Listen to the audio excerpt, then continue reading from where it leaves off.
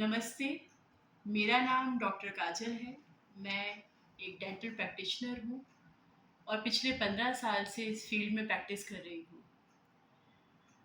मेरी day to day practice में patients अक्सर ओरल हाइजीन को लेके सवाल पूछते हैं कि हमें कौन सा टूथब्रश यूज़ करना चाहिए, कौन सा टूथपेस्ट यूज़ करना चाहिए, कितनी बार ब्रश करना चाहिए, ब्रश करने का सही तरीका क्या है एंड मैनी मोर। आज हम इन्हीं सभी सवालों के बारे में आपको बताएंगे। सबसे पहले सही ब्रश। हमें हमेशा सॉफ्ट या अल्ट्रा सॉफ्ट टूथब्रश ही यूज़ करना चाहिए। जब भी आप टूथब्रश खरीदने जाएं तो इस बात का ध्यान रखें कि आपके टूथब्रश की पैकिंग के पीछे ये बात लिखी हुई होती है कि ये ब्रश सॉफ्ट है या अल्ट्रा सॉफ्ट है। देखिए, जैसे इधर यहाँ पे लिखा हुआ है कि ये अल्ट्रा सॉफ्ट टूथब्रश है। तो आपको हमेशा अपने लिए सॉफ्ट या अल्ट्रा सॉफ्ट टूथब्रश ही यूज़ करना है। टूथपेस्ट कौन सा सही है?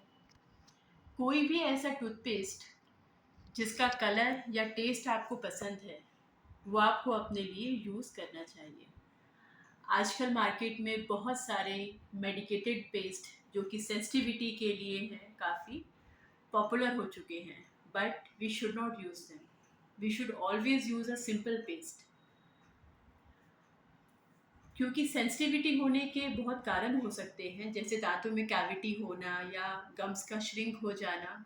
तो बिना सही कारण जाने इस तरह का कोई भी पेस्ट हमें इस्तेमाल नहीं करना चाहिए।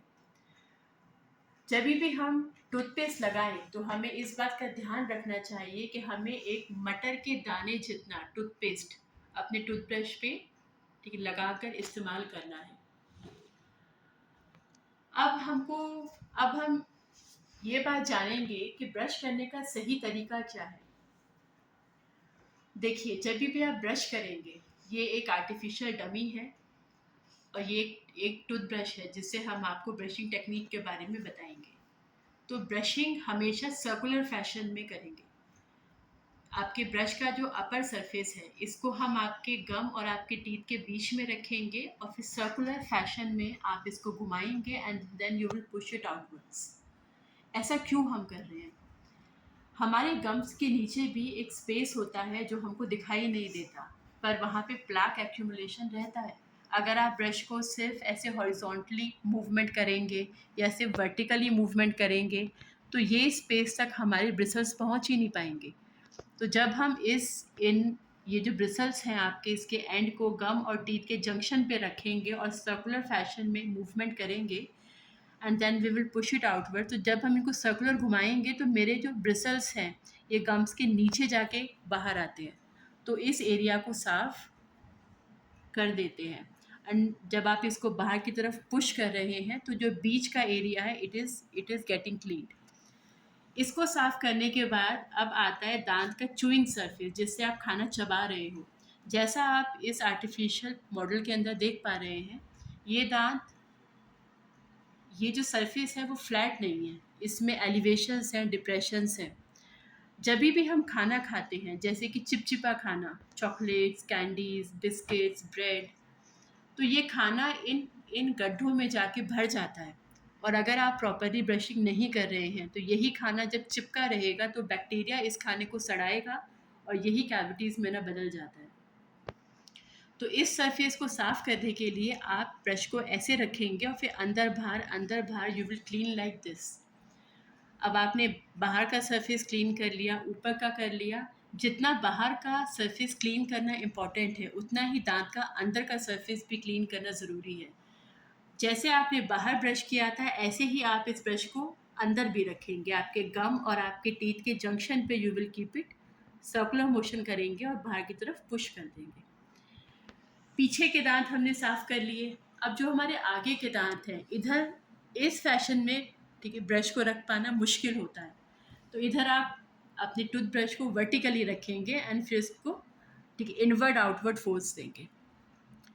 नाउ अब आपकी ब्रशिंग कंप्लीट हो गई, बट हमारे दांत अभी भी पूरी तरह से साफ नहीं हुए। क्यों? क्योंकि हमने दांत के बीच वाले एरिया को तो क्लीन ही नहीं किया।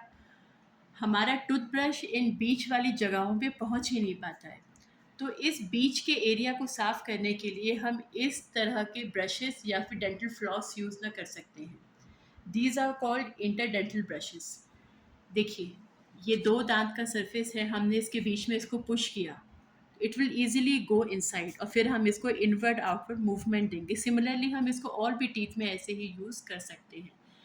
इस तरह के ब्रशेस हमें टूथब्रश के बाद डेली यूज़ करने हैं और सारे टीथ में करने हैं। अगर आपके दांत में फिजिकली खाना फंसा हुआ नहीं है तो बिलीव मी, आपके दांतों में कैविटी कभी नहीं हो सकती। आप कोई भी किसी भी ब्रांड का टूथपेस्ट या फिर टूथब्रश यूज़ करें। So it is very important कि खाना कहीं भी फंसा हुआ ना हो। Now, how many times we should brush? Dear friends, we should brush twice a day. Now, what is the right time of the brushing? सोने से पहले करेंगे रात को ब्रश, और ब्रश करने के बाद पानी के अलावा आप कुछ नहीं लेंगे। नाउ ब्रश, जब आप ब्रश कर रहे हो तो उसमें दो चीज़ें आती हैं। पहला, आपने मतलब टूथब्रश करेंगे, उसके बाद आप इस तरह के इंटरडेंटल ब्रश से अपने दांत को साफ करेंगे सारे टीथ में, और फिर अच्छे से रिंस कर लीजिए। सुबह के बाद फिर आपको सुबह ब्रेकफास्ट के बाद आपने ना ब्रशिंग करनी है। देखिए, जब आपने रात में मैंने ब्रशिंग करी और आप सो गए तो 8-9 घंटे के लिए आपके दांत बिल्कुल क्लीन है।